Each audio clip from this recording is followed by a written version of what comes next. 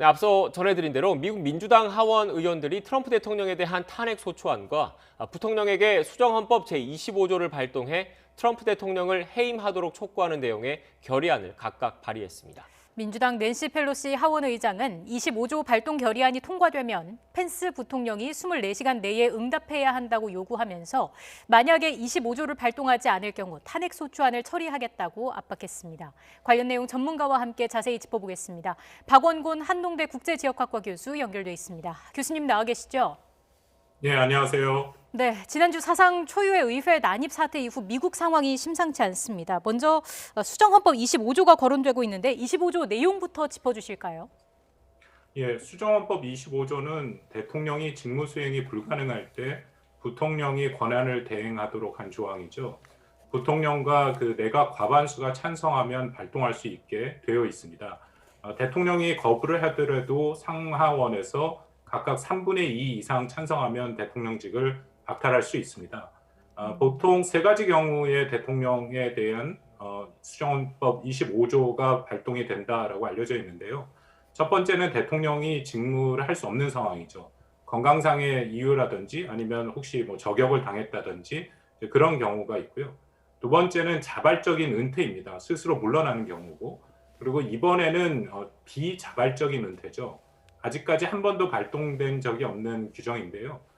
지금 트럼프 대통령이 능력이 있긴 하지만 또 의식도 있는 상황이곤 하고 건강도 그대로 유지가 되고는 있습니다만 국가의 안전을 위협할 경우에 이 비자발적인 은퇴 조항이 적용될 수가 있습니다. 그래서 네. 지금 논의되는 것이 수정헌법 25조, 지난번 의회 난입 사건 때 사실상 트럼프 대통령이 이것을 선동했다. 그렇기 때문에 국가의 안전을 위협한다. 그래서 물러나게 해야 된다라는 지금 그런 주장들이 제기가 되고 있습니다. 네, 수정헌법 25조 관련된 그래픽 다시 한번 띄워주시겠습니까? 네, 이 내용을 좀 보면 교수님 말씀과 이 관련된 내용을 보면 결국 부통령과 내각 과반의 찬성이 필요한 거지 않습니까? 핵심은 결국 네. 펜스 부통령이 어떤 입장을 취하는 것인지일 텐데 현재 어떤 입장을 유지하고 있습니까? 그렇습니다. 가장 중요한 것은 부통령이 여기에 동의를 해야죠. 동의를 해야 되는데 지금 펜스 부통령 같은 경우에는 부정적인 입장으로 알려져 있습니다. 뭐 잘 알려진 것처럼 펜스 부통령은 트럼프 대통령과의 가장 가까운 조력자였죠. 지난 4년간 충실하게 그 역할을 했었는데 지난 그 1월 6일 그 합동회의, 상하원 합동회의를 주재함으로써 트럼프 대통령과 사실상은 정치적으로 결별한 상태입니다. 그럼에도 펜스 부통령이 트럼프 대통령의 수정헌법 25조를 트럼프 대통령에게 적용하는 것은 지금 반대하는 그런 입장을 보이고 있습니다. 네, 민주당은 지금 강경한 입장을 보이고 있습니다. 낸시 펠로시 하원의장이 펜스 부통령과 내각이 25조를 발동하지 않을 경우에는 탄핵 소추안을 처리하겠다 이런 입장을 밝혔는데 그 탄핵 소추안에 담긴 주요 내용도 좀 짚어주시죠. 예, 그 민주당 하원 의원들이 발의한 탄핵 소추안이 언론에 공개가 됐는데요. 4쪽짜리 안입니다. 핵심은 내란 선동이죠. 2020년 대선과 관련해서 트럼프 대통령이 반복적으로 거짓 주장을 펼쳤고 또 지지자들이 의회 난입 폭동을 하도록 조장을 했다. 그것을 통해서 트럼프 대통령이 국가 안보와 민주주의 헌법을 위협했다라는 것인데요. 뭐 상당 부분 이미 알려졌습니다만 특히 1월 6일 그 사건이 있기 바로 직전에 이번 선거에서 트럼프 대통령이 얘기한 게 이번 선거에서 우리가 이겼다, 압승했다. 죽기 살기로 싸우지 않으면 나라를 갖지 못할 것이다. 의회로 가라 하는 그런 발언을 했었죠. 이번 그 탄핵 소추안에도 이 내용들이 그대로 담겼는데요. 그만큼 트럼프 대통령이 선동을 했다라는 것이고요. 이것을 통해서 트럼프 대통령이 민주주의 체제의 완전성을 위협했고 평화적인 권력 이양을 방해했다라고 적고 있습니다. 더불어서 지난번 그 조지아 국무장관에게 전화를 걸어서 트럼프 대통령이 대선 결과를 뒤집을 수 있도록 충분한 표를 찾아내라라고 1시간 가까이 전화를 했다라는 사실도 알려졌는데요. 네. 이번 탄핵 소추안에도 그 내용도 포함되어 있습니다. 그만큼 민주주의 체제의 기본 원칙을 트럼프 대통령이 다 위해하고 있다. 트럼프 대통령이 있으면 미국의 이익에 부답되지 않는다라는, 그러기 때문에 탄핵을 해야 된다라는 소추안입니다. 네, 교수님 그런데 그 바이든 당선인의 취임이 오는 20일입니다. 자연스럽게 트럼프 대통령 임기도 오는 20일까지인데 지금 오늘이 12일이니까 8일 정도밖에 남지 않았거든요. 이 탄핵안이 통과가 되더라도 그게 현실적으로 가능할지 어떤 절차를 거쳐서 진행이 되는 건지도 좀 설명을 해주시죠. 물리적으로는 거의 불가능하다는 게 맞습니다. 왜냐하면 하원에서 같은 경우에는 탄핵소추안이 통과되려면 과반을 가져가면 됩니다. 지금 민주당이 하원에서 과반이기 때문에 전체 435석 중에 222석을 차지해서 통과가 되죠. 근데 문제는 상원입니다. 상원에서 통과가 되려면 100석의 상원 중에 3분의 2, 즉 67명의 찬성이 필요한데 지금 민주당은 50석을 갖고 있죠. 그래서 최소한 17석 정도가 공화당에서 이탈해야 되는데 지금 공화당 의원들 중에는 트럼프 대통령이 남은 임기를 다 채우면 안 된다라고 공개적으로 얘기한 의원의 숫자가 4명 정도밖에 안 되는 걸로 알려져 있습니다. 예. 또 하나는 지금 공화당의 미치 매코넬 상원 원내대표가 계속 얘기를 하고 있는데 상원이 빨라도 19일, 그러니까 이번 달 19일 바로 20일 취임식 전날 재소집될 거다라고 얘기를 하고 있습니다. 그렇다면 물리적으로 상원을 통과하기는 거의 불가능한 그런 상황이다라고 판단합니다. 현실적으로 힘들다라고 말씀을 해주셨는데 퇴임 직전 대통령의 탄핵이 실효성이 있는지 의문입니다. 어떤 의미가 있다고 봐야 할까요? 글쎄, 많은 논란이 지금 되고 있는데요. 탄핵의 실효성이라는 것은 탄핵을 통해서 대통령직을 그만두게 해야 되는데 지금 말씀을 나눈 것처럼 어차피 며칠 안 남았지 않습니까? 20일 날 되면 트럼프 대통령 물러나야 된다라는 거죠. 그럼에도 지금 탄핵의 얘기가 계속 나오는 것은 가장 큰 게 탄핵의 과정 이후에 그 공직 출마권 영구 박탈안을 상원 추가 표결로 하도록 가능하게 돼 있습니다. 만약 여기까지 통과가 된다면 트럼프 대통령이 2024년에 대선에 출마할 수가 없게 되는 거죠. 또 하나는 이번 1월 6일 그 사건이 워낙 큰 사건이기 때문에 분명하게 책임을 물어야 된다. 이것은 미국 민주주의의 복원에 매우 중요한 사안이다라는 판단들도 같이 작동을 해서 퇴임 직전 대통령에게 탄핵을 지금 시도하고 있는 그런 상황이라고 생각합니다. 네. 교수님, 그러면 그 현실적으로 트럼프 대통령의 임기 안에 탄핵은 어렵다는 말씀을 하셨지 않습니까? 그런데 조금 전에 말씀하신 걸 들어보면 이 탄핵안이 퇴임한 이후에라도 통과가 되면 트럼프 대통령의 차기 대선 출마는 막을 수 있다. 그런 관련된 그 여러 정치적인 정치적인 해석도 가능하다 이런 말씀을 해주셨는데 만약에 그렇다면 민주당 하원, 그러니까 미국 하원이 민주당이 과반이기 때문에 먼저 탄핵안을 하원에선 통과시켜 놓고 트럼프 대통령이 퇴임한 이후에 상원에 넘겨서 퇴임한 이후에 탄핵 절차를 추진할 가능성은 있겠습니까?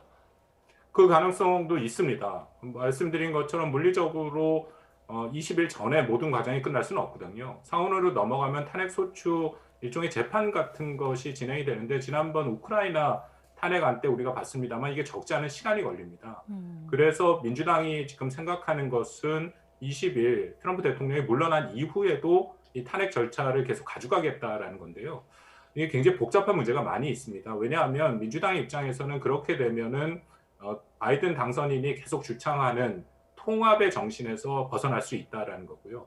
또 하나는 미국 상원이 그렇게 되면 원래 새 정부가 출범해서 상원에 여러 가지 해야 할 활동이 많이 있습니다. 특히 내각 인사들 인준을 해야 되는데 이게 이른바 탄핵 정국으로 들어가 버리면 바이든 행정부가 초기 100일, 이른바 허니문 그 기간이라고 불리는 그 기간 동안 아무것도 못할 수가 있다라는 거거든요. 그래서 지금 다양한 안들이 나오고 있습니다만 일부에서 낸시 펠로시 하원 의장 같은 경우에는 탄핵 소추안을 상원에 바이든 행정부가 출범한 100일 이후에 보낸다. 그런 안도 지금 회자가 되는 것으로 알려져 있습니다. 네.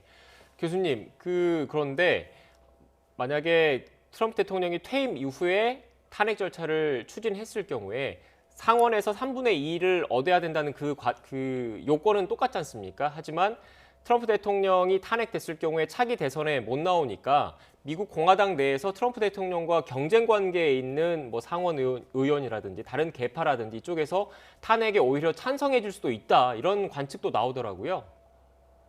예, 그렇습니다. 그런 얘기들도 나오죠. 왜냐하면 트럼프 대통령이 워낙 공화당에서 막강한 영향력, 특히 공화당 지지자들에게 여전히 큰 영향력을 미치기 때문에 트럼프 이후를 생각하는 공화당의 차기 대선 주자들 같은 경우에는 부담이 되는 것은 사실입니다. 더군다나 바이든 당선인 같은 경우에는 한 텀 4년만 한다라고 분명히 공약을 했기 때문에 2024년에는 또 새로운 대선, 바이든과 다른 민주당 후보가 나오는 대선이 있어야 되거든요.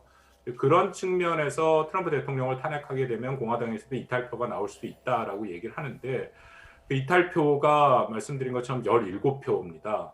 그것은 적지 않은 표고요. 그리고 그건 최근에 미국 여론이랑도 관련이 있다라고 생각을 하는데 여전히 공화당을 지지하는 이들 중에는 84%, 이게 ABC에서 나온 여론조사입니다만 트럼프 대통령의 임기를 마치는 것이 맞다라고 얘기를 하고 있습니다. 예. 그렇다면 공화당 의원들도 적지 않은 부담을 느끼고는 있겠죠. 미국 여론 얘기를 해주셨는데 좀 더 구체적으로 현재 미국민들이 생각하는 지금의 상황 어떻게 보고 있다고 봐야 할까요? 이것도 미국의 이번 대선에 나타난 것처럼 아주 명확하게 갈리고 있습니다. 전체적으로 말씀드린 ABC 방송에서 지난 8일 9일 실시한 여론조사에 따르면 응답자의 56%가 트럼프 대통령 퇴임 전에 물러나야 된다라고 대답을 했습니다만 예. 트럼프가 물러나지 말아야 된다라고 응답하는 응답자도 43%거든요.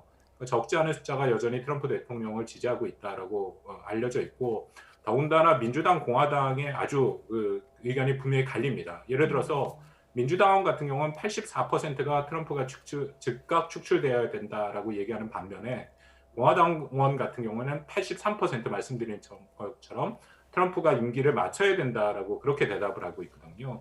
그렇기 때문에 만약에 탄핵이 본격화된다면 다시 한번 미국도 양극화에 따라서 어려움을 겪을 가능성도 배제할 수 없다라고 생각을 합니다. 네.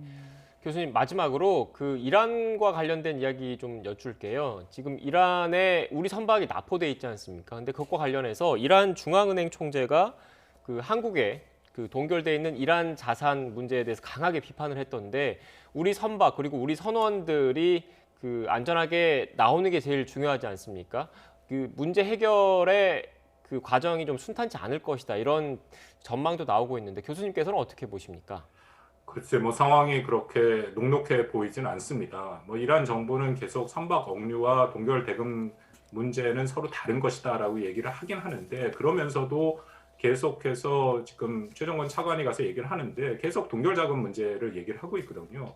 방금 말씀하신 햄마티 이란 중앙은행 총재 같은 경우에는 이란 자산 동결, 한국이 한 자산 동결이 큰 실수고 용납할 수 없다.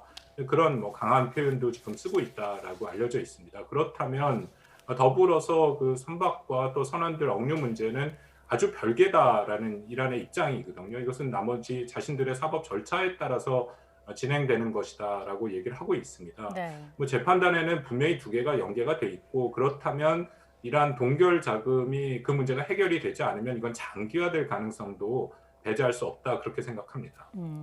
결국 이 사태를 또 해결하려면 미국의 개입이 필요하지 않을까 싶기도 한데 미국이 개입할 가능성은 어느 정도라고 보시는지요? 미국이 개입하는 것도 쉽지 않죠. 일단은 바이든 행정부가 출범을 해야 본격적으로 행보를 가져갈 수 있습니다. 그렇다면 20일까지도 지나야 되는 거고요. 그리고 바이든 행정부에서도 이란과의 재협상에 지금 조건을 걸어놓은 게 있습니다. 재협상을 할 의지는 분명히 있지만 그러기 위해서는 이란 핵 합의를 사실 2018년 트럼프 대통령이 이것을 깼는데 그 이전으로 이란도 돌아와야 된다라고 얘기를 하고 있고요. 더불어서 탄도미사일 문제도 같이 놓고 재협상을 해야 된다라고 그런 조건을 걸고 있거든요. 그렇다면 미국과 이란 사이의 그런 협상도 사실은 그렇게 조만간에 이루어질 가능성은 커 보이지는 않습니다. 네, 알겠습니다. 지금까지 박원권 한동대 국제지역학과 교수와 함께 관련된 이야기 나눴습니다. 교수님 오늘 말씀 고맙습니다. 감사합니다.